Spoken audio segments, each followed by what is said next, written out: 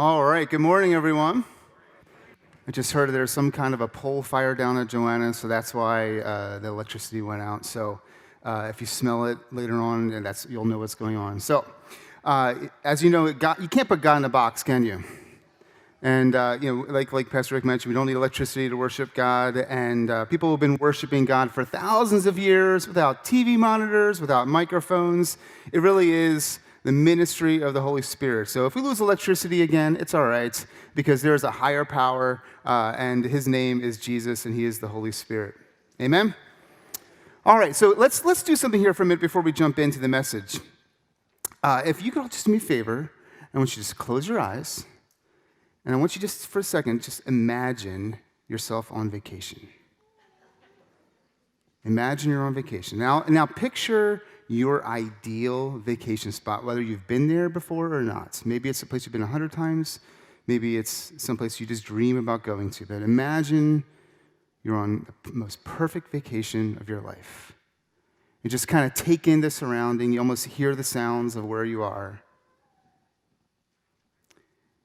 And now just think for a minute, what are you feeling? Does it feel good? All right, you can open your eyes. Now, let me ask you a question for all of you here. You can raise your hand here. Now how many of you pictured somewhere like at the beach? Like somewhere, okay, great. A lot of you, okay. Now, how many of you were picturing maybe a cabin in the woods somewhere? That's about half and half. All right. Now how many of you, let's think about this for a second. How many of you would rather go to Disney World rather than just going someplace just to sit around and relax? How many of you would rather do that? Anybody? Be honest. All right. Now, how many of you would rather go on a historical tour of Europe instead of going to a tropical island in the Caribbean, all expenses paid? How many of you would rather do that? All right, just so we can see the hands, how many would you rather go to the tropical island in the Caribbean, all expenses paid? That's about half and half. Isn't it interesting? Now, the reason I'm asking you all this is because we all have a different idea about what vacation is, right? And what an ideal vacation is. So, for me, growing up, we often went to Cape May, New Jersey. That was kind of our go-to destination. We went there almost every single year, and we kind of were familiar with it. And when we went on vacation to Cape May, New Jersey, we were on the go. It was like, what are we doing today? Boom, boom. We had the whole thing kind of planned out, and we were constantly doing something. And so that was vacation to me. It was doing things all the time. And so when I met my wife, Maria, I went on vacation. First time I went on vacation with her extended family. We went down to, I think it was North Carolina somewhere, to a beach house. And so I woke up the first day, and I said, what's the plan? And they looked at me like, what do you mean a plan? And I said, well, what's the plan? Like, what are we doing today? And they said, nothing. That's the point of vacation. I said, you're crazy. The point of vacation is to go and do things. And they're like, what are you talking about? How are you going to do all that resting and relaxing if you got the whole day planned? And so your opinion on the type of vacation that you like to take, I think it has a lot to say about also how we view the type of work that we do. In other words, I think there's three kind of main things that compose like what kind of vacation we like. I think a lot of it's just like maybe how God made you. Also, how you grew up has a lot to say about what kind of vacation that you like. But I think the third thing, and it might be the most powerful and most important factor of what kind of vacation you like to take, is how do you view your type of regular work? Does it make sense? And so the type of regular work is for your vacation oftentimes is an escape from that regular type of work. Some of you do work in an office. Some of you do manual labor. Some of you change diapers. And your ideal vacation, again, is probably a break from what your routine is, what you normally do. Now, how many of you would like to take a vacation from life sometimes? A vacation from your problems, right? I think all of us probably would. And if that's you this morning, I have some good news for you. So today we are wrapping up our series. It's called Pursuing Gold or Pursuing God, going for God's best. We've been talking about the Christian disciplines, about the things that really are God's best for us. Most of these things aren't things that you have to do. It's just that these are God saying, hey, look, here's what my best is for you. But sometimes it takes discipline. It takes us creating healthy habits to get there. And some habits, like vacations, are things that we do occasionally. The habit I want to talk about today is the weekly vacation that God desires all of us take, and it's called the Sabbath. The reason I asked you about vacations earlier this morning was to kind of say that we all see it a little differently. And I think a lot of us see the Sabbath and what the Sabbath actually means a little bit differently. I've heard many thoughts and opinions over the years about what a Sabbath is and what it should look like. But what I want to do today is I want to give us all, really, hopefully, kind of a fresh, biblical, holistic view of what God's best is for us when it comes to the Sabbath. So, what is the Sabbath? Is the Sabbath what we do on Sundays? Is the Sabbath just another day of the week? Or is it something that we do weekly? Is it a day that we can just kind of be lazy and sit around eating Doritos all day? I remember many years ago, as many of you know, I'm a big football fan, specifically a Philadelphia Eagles fan. I remember many years ago, I sat down at 1 o'clock and watched the Eagles play a game, because they're my team. And then the game ended, and then I got up to go upstairs and do something, and then all of a sudden I realized, the Cowboys are playing right now. Well, as you know, as an Eagles fan, when you rooting against the Cowboys is just as good as rooting for the Eagles. So that was an important game. I had to watch that game. And then the next game at 8 o'clock, there was another game. It was the Bengals versus the Browns. And I remember this. It's technically football. And so I was like, all right, might as well watch it, right? And then I'll never forget, Maria came to me and she said, are you going to just watch football all day? And I said to her, I was like, it's the Sabbath. That's what the Sabbath is made for, is for me just to kind of relax and just enjoy what I want to do. This is what it's here for. Now, hopefully I've grown up a little bit since then. But this kind of speaks to kind of sometimes our misperception of the point of what the Sabbath is. So where did it come from? The first time the word Sabbath is used in the Bible is all the way back in Genesis chapter 2. Let's look at that. Genesis chapter 2, starting verse 1. It says this. It says, so the heavens and the earth and everything in them were completed. On the seventh day, God had completed his work that he had done. And he rested on the seventh day from all his work that he had done. God blessed the seventh day and declared it holy, for on it he rested from all his work of creation. What's interesting is that word right there, rested, is the word for what? Sabbath. That actually is the word for Sabbath in the original Hebrew. Now, what's the point of God's rest after he created the 7 days, or after he created the universe? Is it that on the seventh day he's like, man, I'm exhausted, I've got to take a break? No, that's not the point of what the Sabbath was. He wasn't tired. He didn't need to reevaluate things. So my point number one, if you're following along here, is this, is that resting is a holy act, not a sign of weakness. It really is. It's a holy act. It's not just a sign that you're weak or that you gave up. God didn't create the universe in 6 days to be like, I give up. He didn't do it because he was necessarily even tired. It was a holy act. And it's interesting to note that this principle of rest, of God resting, happened before the fall of mankind, before sin entered the world. And I believe that there will probably be some form of rest in heaven. How many of you say, that sounds good?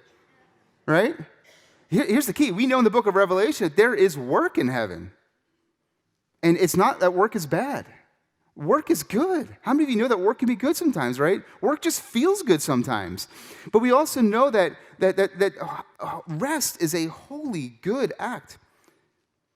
But of course, when mankind fell into sin, rest took on a whole new meaning. In Exodus 20, we find that the Sabbath is one of the 10 Commandments. I want to read that one. Exodus 20, verse 8. It says this. God said, remember the Sabbath day to keep it holy. You are to labor 6 days and do all your work, but the seventh day is a Sabbath to the Lord your God. You must not do any work, you, your son or daughter, your male or female servant, your livestock, or the resident alien who is within your city gates. Now, what's really interesting to me is that I don't know why this happened, but in the King James, originally, they just kept that word Sabbath or Shabbat in our translation. Do you ever think about that? Why do we say some words in Hebrew and other words we don't? But they just kept that word in there, Sabbath. You're saying Shabbat or Sabbath as the original Hebrew word. And so what does it actually mean? The word Sabbath means this: cease, rest or stop.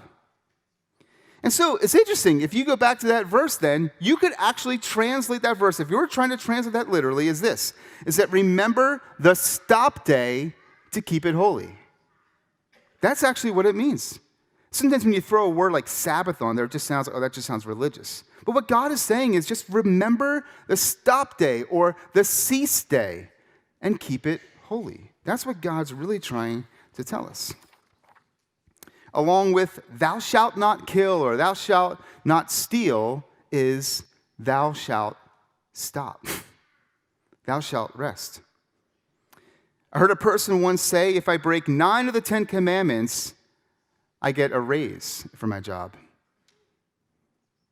And if I break the Sabbath, let me back up. I heard a person say, if I break 9 of the 10 commandments, I could lose my job, and if I break the Sabbath, I get a raise. That's kind of a funny way of looking at it, isn't it? It's not something that gets emphasized in the church today. Within this command, it's interesting. Within this command, we are given something that we should do, kind of like, hey, here's the guide. And then we're also given something that we shouldn't do. It's kind of a two-part command. And so if you imagine this command kind of like a journey, I look at it like this. First, there's the road. Here's the road, is that we are to remember the Sabbath and keep it holy. That's the path that we're to take. Stay on this path. That's the road that we travel on. Remember the Sabbath or the stop day and keep it holy. And of course, what does holy mean? Holy just means it's set apart. It's perfect. It's set apart for a specific purpose. In other words, the Sabbath, the rest day, the stop day, is supposed to be different than the other 6 days of the week. Your Sabbath day shouldn't look like the other days. It really is supposed to be set apart to be holy. For Jewish people, both then and now, the Sabbath is a really big deal. In fact, for them, it begins at sundown on Fridays, and then it goes all the way through the next day, and it ends at sundown on Saturday. And they light candles, they have special meals, special prayers. It is a really big deal, and they really do set it apart. It is special. But then within this command, God told us something that we also should not do. So he said, what you should do is set it apart. But then he says, what you should not do is really, I look as the guardrail, which he says, don't do any work on the Sabbath. And this one's tricky for us. Now, we have to understand what God's talking about here. I can read that command. We have to remember the context of this command. When did God give the Israelites this command? Did he give it to Abraham or to Noah? Did they know about this Sabbath rest day? No. They didn't. They knew that God rested, but it wasn't a specific commandment. What happened then, of course, after Abraham and his sons, they all went, and his grandsons, they went to Egypt. They became what? Slaves. They were slaves to work, slaves to bondage. They were in Egypt for 400 years. And it was after they were liberated from their bondage to work and slavery that then God gave them this command in the desert. And he says, you shall not work. Usually once a week, you need to rest. So point number 2 is this. The Sabbath day is a consistent reminder to us and the rescued Israelites that we are not slaves to work. Now, you would think that a slave would run away from what they used to be in bondage to, right? You would think that would be the natural reaction. But we know for a fact that for many natural slaves in the world today, that when they are rescued out of human trafficking or whatever it may be, that many times they want to return to their life of slavery.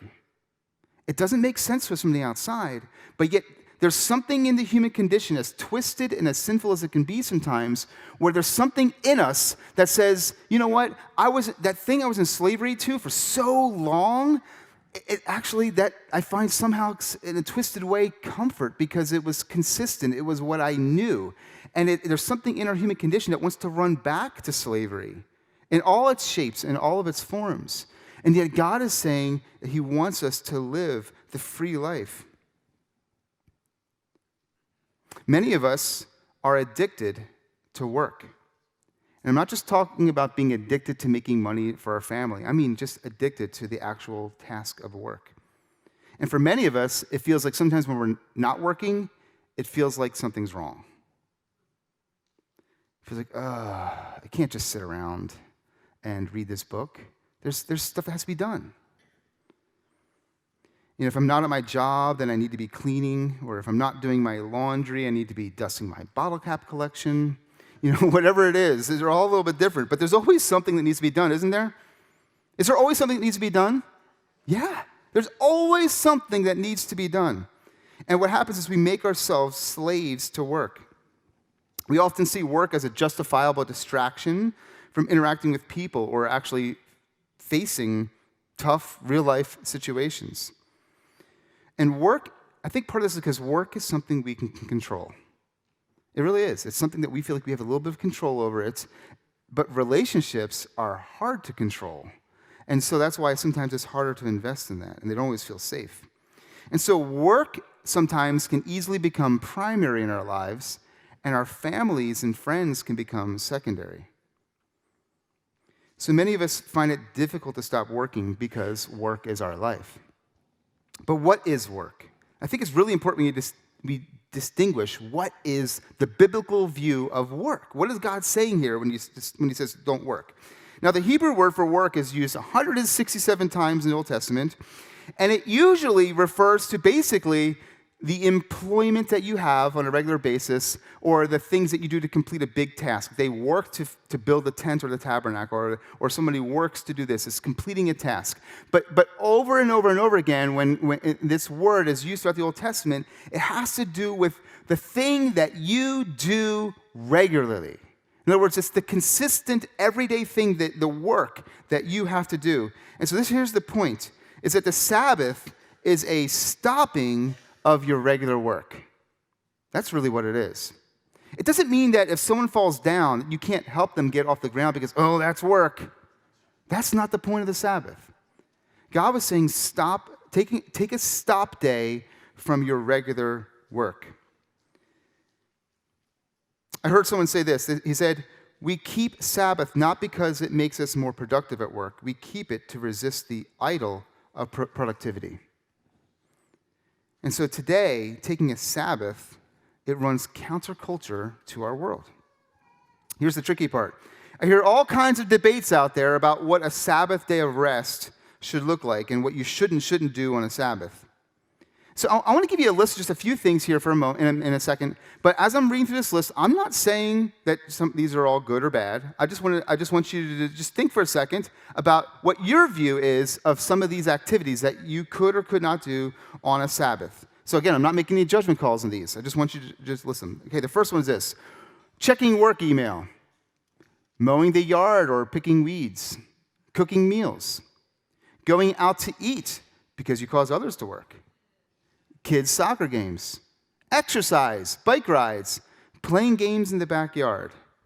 Now, I'm telling you, all of these things I put on here because all of these I have heard varying opinions on from Christians about what you should and shouldn't do on Sabbath. Does that make sense? Now, again, if I took a poll, we probably have different opinions on a lot of these items up here. I read a book recently by a Jewish scholar, and he pointed something out I thought was very interesting. This is kind of a little bit of a heady concept, but just get your head around this for a second. This is fascinating. He said this. He said that for the Jewish people and for Christians, that a lot of times when we view that we want to get close to God. Now, how many of you want to get closer to God than what you are, right? We all do, hopefully. We want to get closer to God. When we think of getting closer to God, a lot of times we think of proximity.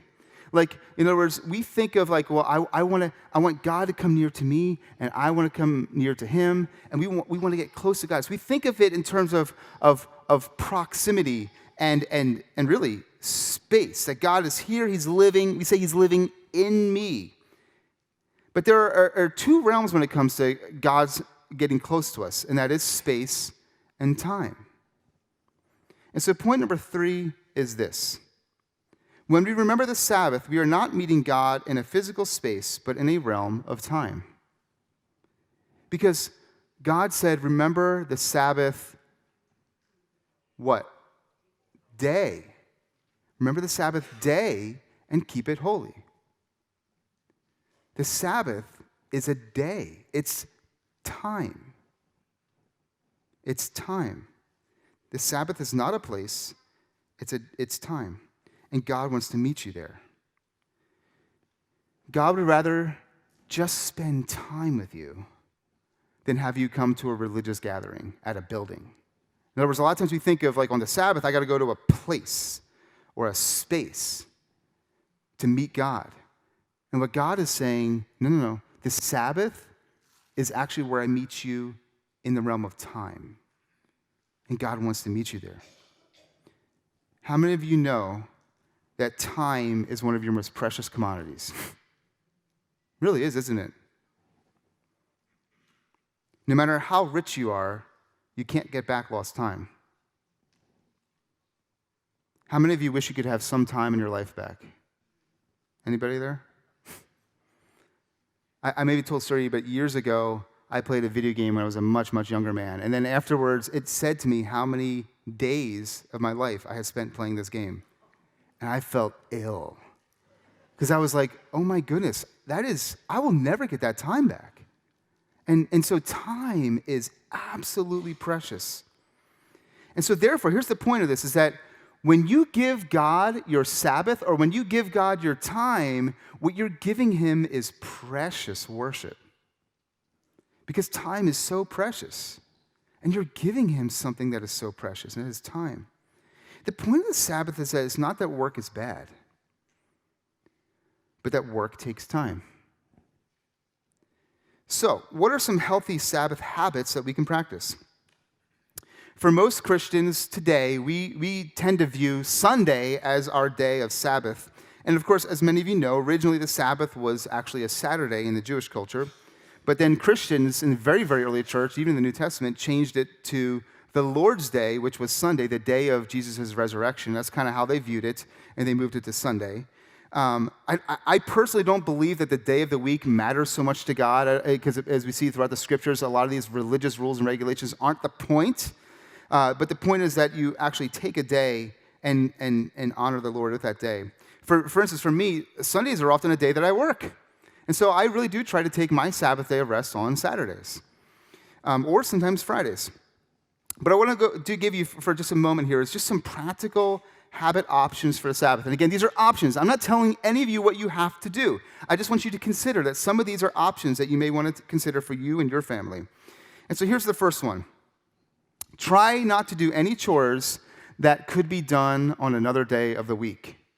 It's just ask yourself, okay, does this have to be done today? And if not, then try not to do it.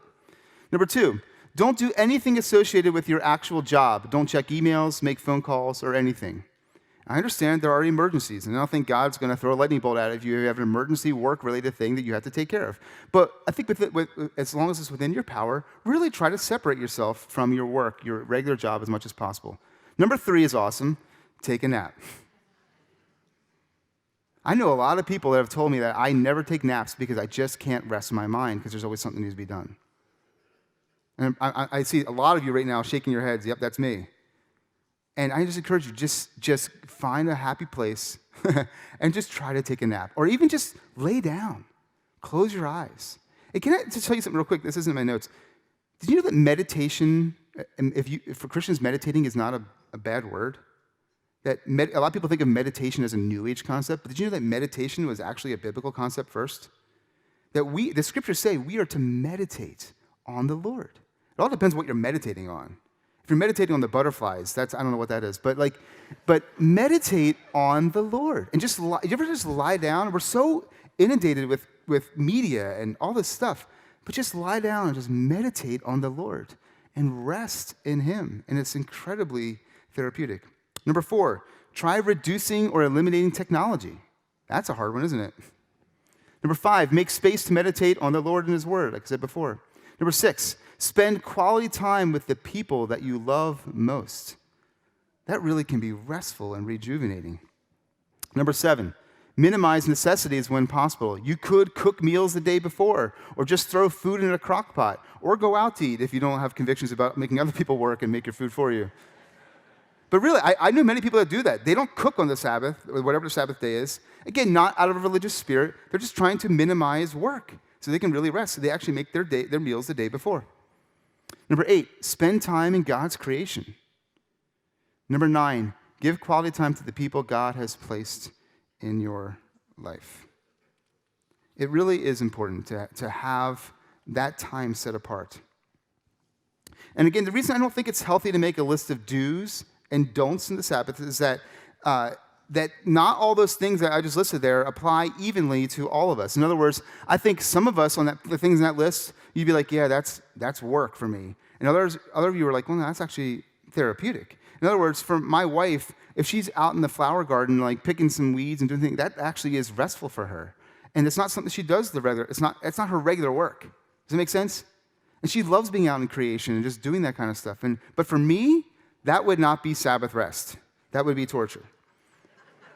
You have to know you when it comes to the Sabbath. I think that's the point here. You have to know what makes you tick and what is rest and what's regular work to you. The Sabbath, again, is not just a vacation day to indulge your vices. That's not what it's for. It's supposed to be a day that we set apart as holy to God. One of the reasons that God commanded us to honor the Sabbath is that it reminds us also that we are not self-sufficient, that we are not the superheroes of our own destinies, but that God is our supply. We are not God, and we need to rest. A quick story here. I remember when COVID first hit, and we all had to quarantine, and I didn't come into the office for a little while and stuff. And I remember my office was in my bedroom, and I had my table set up there, and for the first number of weeks, I had a hard time sleeping at night. And I couldn't figure out why. And then I realized, oh, wait, I'm working now in the same place where I rest. And it messed me up. It was like a mental thing, and I had to kind of get my head around it. My orientation was off. Mark Buchanan wrote a book about the Sabbath, and he said the Sabbath is not just a day, but an attitude of your heart. It's a perspective and orientation. He said this. He said, the Sabbath heart is restful even in the midst of unrest and upheaval. In other words, a Sabbath heart is at rest no matter what's going on around them. But Gary, the Sabbath is just one day a week, so how do we find rest on the other 6 days of the week? Well, I'm glad you asked that question here. So this is where Jesus enters into the Sabbath equation. You see, since the fall of man, since sin entered the world, all of humanity has been restless.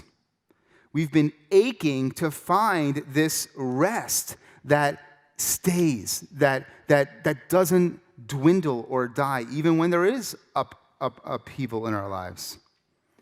You see, Jesus, of course, was the ultimate response to our restlessness. But here's the key. The first time that we see the word for Sabbath used in the Bible is the story of what? Creation. It's the first time we see that. God rested on the seventh day. But remember, it wasn't just God the Father who created. Colossians 1:15-16 says this. Speaking of Jesus, it says, he is the image of the invisible God, the firstborn over all creation. Remember, firstborn does not mean that he was created. That word firstborn in the Greek means rank or title. That's who he is. It says, for everything was created by him, in heaven and on earth, the visible and the invisible, whether thrones or dominions or rulers or authorities. All things have been created through him and for him. So that means that Jesus was their creation. All things were created by him, for him, and through him. And then he rested. And so we have to remember, it wasn't just God the Father. This picture in your head of this man with a big white beard who created the universe, that's not it. Jesus was there. Jesus is God, and he rested. So remember that. It's interesting, isn't it, that even in Jesus' death, this person who made all the universe and rested on the seventh day, even in his death, do you ever think about when he died? He died on the Sabbath, so that even his body rested on the Sabbath. But some critics will say that Jesus himself broke the Sabbath. In Luke 6:1-5, it says this, on a Sabbath, he, Jesus, passed through the green fields. His disciples were picking heads of grain, rubbing them in their hands and eating them. But some of the Pharisees said, why are you doing what is not lawful on the Sabbath? Was Jesus breaking the law here? What's going on here? Were they right? Was he sinning? See, what the Pharisees are consumed with here was actually not the actual Sabbath commandment, but the Jewish legalistic additions that they had made and applied and dumped on top of what God had commanded that they do on the Sabbath. So Jesus wasn't actually breaking any scriptural laws. He was breaking the additional laws that the Jews had placed on top. But then Jesus made a very clever remark and reminds them of a story in the scriptures. He says this. He says, Jesus answered them. He said, haven't you read what David and those who were with him did when he was hungry? How he entered the house of God and took and ate the bread of the presence, which is not lawful for any but the priest to eat. He even gave some to those who were with him. Then he told them, the Son of Man is Lord of the Sabbath. Why is Jesus the Lord of the Sabbath? It's because he created the Sabbath. You remember, he was there at creation. It's almost comical. It's like, here are these Jewish religious leaders who are like, now, Jesus, you're breaking the rules of the Sabbath. Let us tell you about the Sabbath. And inside's comical. It's like, Jesus is like, I was there the day I invented the Sabbath. I mean, that's really what he is. He is the Lord of the Sabbath. And it's just an amazing perspective to have. And so what Jesus is doing is he's attacking their hypocrisy, of their legalistic warping of something that was meant to be holy and good. Why is it hypocrisy? It's because Jesus said, look, I gave you this day so you could rest, and what you just did is that you dumped all these legalistic things that you have to do and you don't do on the Sabbath, and now you made the Sabbath really hard to do. And that Jesus is like, that's the opposite of what I was trying to do here. And then a few verses later, Jesus, to drive his point home, he actually goes out and starts healing people on the Sabbath and doing all these good things on the Sabbath. I heard someone say, well, I don't serve in kids' church because it's the Sabbath. And I think like, okay, so Jesus did it wrong when he was healing and blessing and ministering on the Sabbath? Because you have to tell Jesus he did it wrong then. And so the religious leaders, of course, didn't like that either when Jesus was healing on the Sabbath. The Apostle Paul himself, though, condemns this kind of legalistic view of the Sabbath. In Colossians 2:16, it says this. Paul said, so don't let anyone condemn you for what you eat or drink, or for not celebrating certain holy days, or new moon ceremonies, or what? Sabbaths.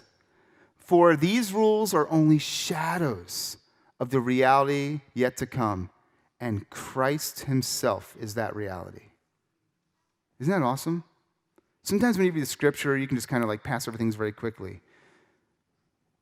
But here, like when you celebrate and honor the Sabbath day, what you're really doing is honoring who? Jesus. The Sabbath is a preview or a sample of Jesus. I remember just a little while back, my family and I, one of our favorite things to do is we like to go out for ice cream, and I remember we went to this one place that had just dozens of flavors, and my kids found out that you can get little samples on spoons. Bad news, I felt bad they lost a lot of money that day, the ice cream place. And they were sampling left and right, and I was like, I'll try the peanut butter bliss. And I tried the peanut butter bliss, and it was epic. It was like a party in my mouth. It was amazing. And I'm like, I'll take 2 scoops of that. And my kids were like, Dad, don't you want to try the other ones? I'm like, that's it. I don't need anything else. And isn't that who Jesus is? It's like when you sample the Sabbath, what you're really doing is when you really engage in the Sabbath, you're sampling the shadow of Jesus Christ. And when you really, really enter into that day of Sabbath rest, it's like you're entering into Jesus and you realize, I don't need anything else. Nothing else is going to satisfy me like Jesus Christ. He is the bread of life. And then point number 4 is this. A legalistic view of the Sabbath keeps you in destitute bondage, while a grace-centered view brings you to the riches of Jesus. Because Jesus is our ultimate resting place, is he not? And I think this is why we battle the concept of grace, is that in this life, we work and we work and we work and we work. And I just talked to someone recently, he's like, man, I've been working so much, I just want to get to my retirement so I can finally rest. And he's like, I just worked myself to death. I don't think I can enjoy my retirement. But we work and we work and we work. And I think what happens here is that somehow all this work gets blended in and twisted in our perception of how things work with God and how even grace works with God. And I think it's one of the times we have a hard time accepting grace, is that grace, again, doesn't make sense because we're not the ones doing the work. Grace is unmerited or undeserved favor from God because of what he's done for us. But the writer of Hebrews had some strong words to say about us trying to work for our salvation and really how this connects to the Sabbath. And here's what he said in Hebrews 4, verse 9. It says, therefore, a Sabbath rest, a stop day rest, remains for God's people. For the person who has entered his rest has rested from his what? Own works, just as God did from his. Let us then make every effort to enter that rest so that no one will fall into the same pattern of disobedience. You see, trying to save yourself is hard work, is it not? We've probably all been there, haven't we? We're like, if I just I messed up. I got to do this, and now make up for the bad things that I just did. When I was a kid, I went to this place. Went camping with a bunch of friends. This is definitely like an 80s story, because this would never happen today. I'll never let my kids do this. But we basically got 2 canoes, and we lined them up on either end of this big pond. And we loaded the canoes with people or kids and buckets and the oars. I'll never forget one of my good friends, and he was in the far canoe on the other end of the pond, and he stood in the front like this. He just had one foot up like he was like the captain, like George Washington crossing the Delaware. And we're like, and we all 3, 2, 1, charge! And we just start paddling as fast as we can, like charging these 2 canoes at each other. And then right as we get to each other, it was like a Pirates of the Caribbean scene. We're like jumping from boat to boat, and we're trying to tip the boats, and we got buckets of water, and we're like dumping water in each other. We're trying to sink the other person's boat, basically, is what we're trying to do, which doesn't sound all that safe. But this is what we did, and we all survived somehow. It's amazing. But I'll never forget, my boat started sinking. And water's just pouring in, and my friends are bailing. They're just jumping out, and I'm the last one in there, and I'm like, oh, we're gonna make it. And I'm like trying to I have a bucket. I'm trying to dump the water out as fast as I can. And my arms are burning, and I finally look up and I realize that everyone's gone. And the boat is almost completely submerged. And I'm still there trying to bail this water out. And it hit me. It's like that is what so many of us try to do when it comes to saving ourselves, or our perspective of what it takes to the sins start to fill my life. I gotta keep dumping it out. I gotta keep working and just I'm doing all right. I'm doing all right. And it's foolishness. And instead, it's like God's like, I already did all the work. You're safe. Rest in me. This is what God's trying to tell us. And yet we keep trying to paddle ourselves or to dump all the water out as fast as we can. When you try to save yourself, it's exhausting. Again, intellectually, I knew what I was doing was futile, and yet I kept trying. And this is one of those things where I think, I know we all know what grace is, right? Like we all know, we think, hey, God did this for me. I don't have to do any work. I don't have to try to justify myself. But yet we still, somehow, there's something inside of us that work makes sense. But look what Jesus said in Matthew 11:28. He said, come to me, all you who are weary and burdened, whose boat is sinking, and I will give you rest. Take up my yoke and learn from me, because I am lowly and humble in heart, and you will find rest for your souls. For my yoke is easy and my burden is light. So what is the whole point of Sabbath then? Is that the Sabbath rest, both the day of rest and the big concept of Sabbath rest, it begins and ends with Jesus. It does. He was there at the beginning. He rested first. Jesus rested and said, we too then should rest, because he knows what's best for us. And I know we're all at different places as far as how we feel inside our hearts and the anxieties and the stress of work and the stress of life, and how many of us want to take a vacation from life sometimes. But let me just tell you right now, I give you permission, and yet better yet, God gives you permission to take a vacation once a week. And just find rest in him. And better than that is that God has given you permission to take a rest from the strife of sin and the weight of sin and guilt every day of your life. There is Sabbath rest for you, not just on Sundays, but Monday, Tuesday, Wednesday, Thursday, Friday, and Saturday. And that's what God desires for all of us. And so if you're here this morning and you know that you're restless inside, maybe you have a hard time resting, is that first of all, rest takes practice. We're talking about habits this whole series, which we're ending today, but we're talking about habits in the series, and it takes a long time to develop a habit, any habit, good or bad. It takes practice. And so I want to encourage you, if you don't have it built into your schedule to honor a Sabbath day, I would encourage you to pray about it and say, God, what does that look like for me? Again, I don't want to be legalistic about it and say, this is exactly what you have to do in the Sabbath. That's between you and the Lord. But I would encourage you to do something and taste Jesus and see that he is good and really say, God, how can we honor you today? And again, there's nothing wrong with watching a football game on a Sabbath day. But again, the point is not just indulge your vices, but to really figure out how can I set this day apart and honor the Lord with this day. And then again, I believe very strongly and deeply in my heart that when you do that, you'll meet Jesus in that time. Remember, again, it's not just space, it's time. And that will have an impact on your relationship with Jesus the rest of the week. And so if you have a hard time meeting with Jesus on Wednesdays, I would ask you, how are you meeting with him on your Sabbath day? Because I really believe they are intrinsically connected. And so if we could, like at the beginning, I asked you to close your eyes and picture a vacation spot. I'd like to ask you just to close your eyes again before we close with a song. Just go ahead and close your eyes, please.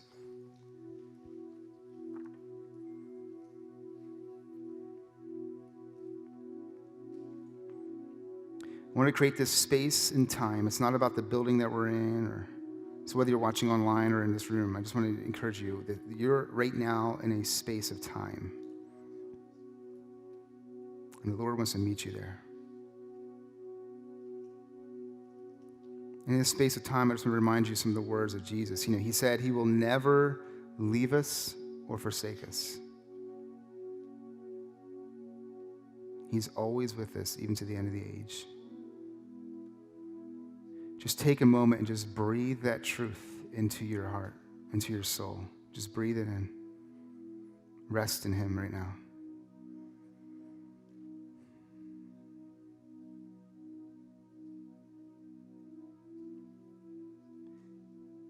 Doctors say that if you want to lower your blood pressure, just breathe slowly and deeply.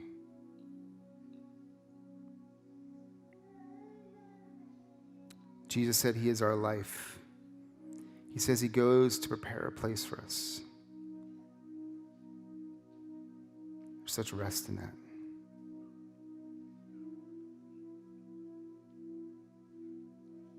Jesus said he's our living water. And if you feel spiritually thirsty this morning, you can drink from Jesus.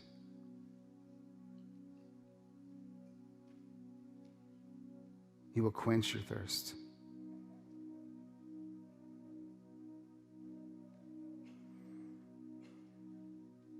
He isn't our all in all.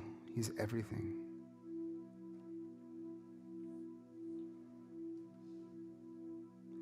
Lord, I pray right now that you would fill every person here with courage to rest, courage to wait.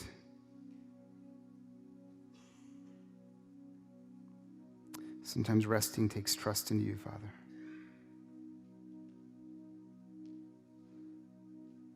And Father, if there's anyone here who's never found that rest, well, maybe they have never put their faith in Jesus, or maybe it's been a long time.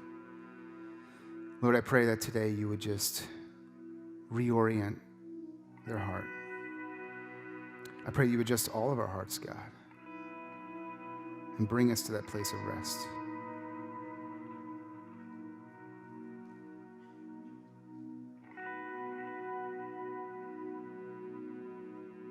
Your command to rest is not about do's and don'ts. It's about meeting Jesus. So, Jesus, we want to meet you here in this space of time.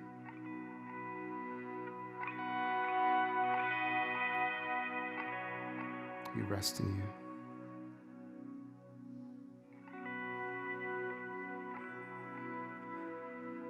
As we sing this song, you can remain seated, you can stand. The point is, I want you to rest in him. You can kneel, you can come forward and kneel.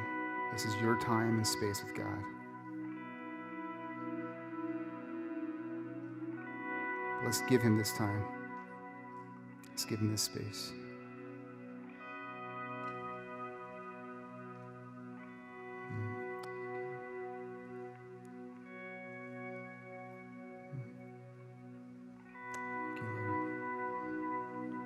Love you,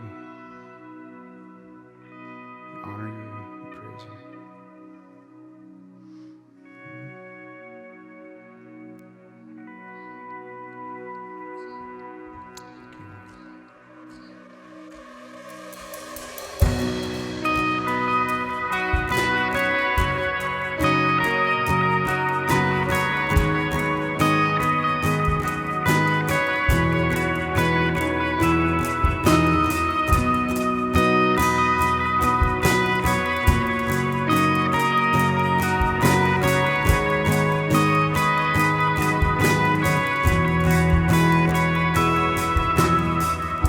Slow down, take time, breathe in, he said.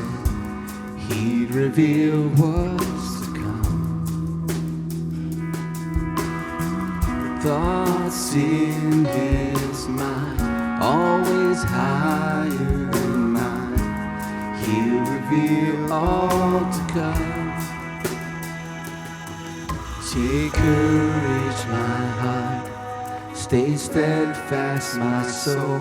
He's in the waiting. He's in the waiting. Hold on to your hope as your triumph unfolds. He's never failing. He's never failing.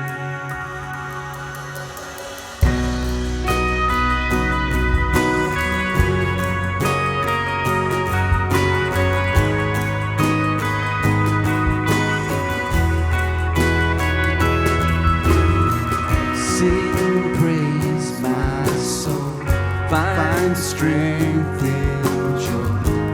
Let his words lead you on. Do not forget his great faithfulness. He'll finish all he's begun. So take courage, my heart. Stay steadfast, my soul. He's in the waiting, he's in the waiting. Hold on to your hope as your triumph unfolds. He's never failing, he's never failing. Oh, take courage, my heart. Stay steadfast, my soul. He's in the waiting. He's in the waiting. Hold on to your hope as your triumph unfolds. He's never failing. He's never failing. And you who hold the stars, who call them each by name, you'll surely keep your promise to me that I will rise in your victory. And you hold the stars, who call them each by name, you'll surely keep your promise to me that I will rise in your victory.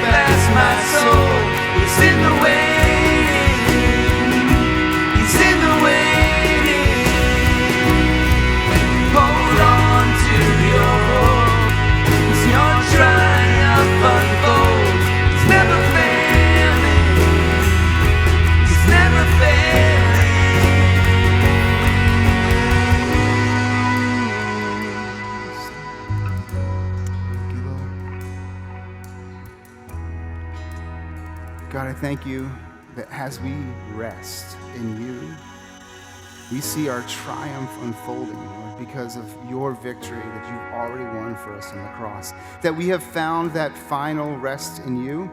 And Lord, I just pray right now that you would obliterate any of the lies that we've told ourselves or that have been told to us about what work really means. Lord, I pray that you would even right now in this place and in our minds purify our concept of work. Lord, we give you our work. We thank you for the work that you've put before us. We thank you for the work that we do in our homes, for the work that the jobs that we have, Lord, the ways that we can provide for our family, the work that we can do that even brings more joy to our lives. Work is not bad, Lord. We thank you for it. But Lord, I pray that you would just break down any lies that say that our work needs to infiltrate the holy spaces of you, that you want us to set it apart.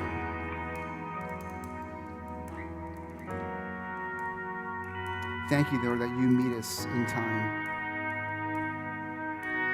And we honor you, Jesus, right now. We want to honor you with our time as we are waiting. The psalmist says, I waited patiently before the Lord. And he turned to me and heard my cry. He lifted me out of the muddy pit.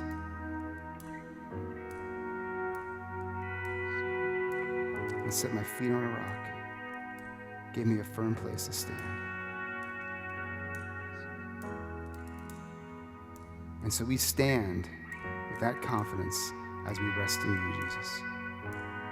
We honor you. Lord, I pray as we go from this place, we would go forth as people of rest. That as we have set apart, one day a week, and as we've set apart this space of time in our lives for you, Jesus, Lord, that people would see us and see that there's a difference in us. And that difference is Jesus Christ, the Son of the living God, radiating in all of your glory, Jesus, from within us. You said we are the light of the world. And so may we be the light of the world and show a restless world how to rest and find peace. In your name we pray. Amen. Amen.